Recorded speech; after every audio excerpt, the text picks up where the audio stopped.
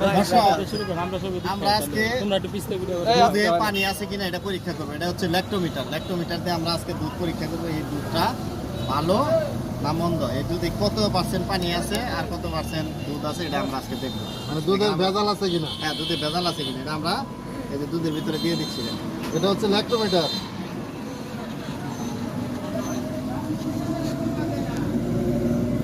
কত আছে মিটারে? 15 দেখা যায়। আচ্ছা, এটা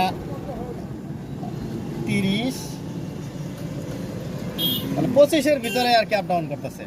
তাহলে 25 হলে আমাদের কি হলো এটা? মানে ফার্মের দুধ, এটা ঠিক আছে।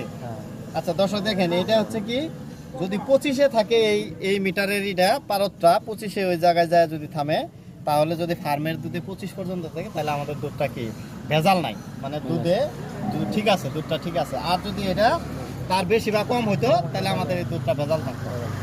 ঠিক আছে, ধন্যবাদ। 38 হলে এটা দেশি নাকি?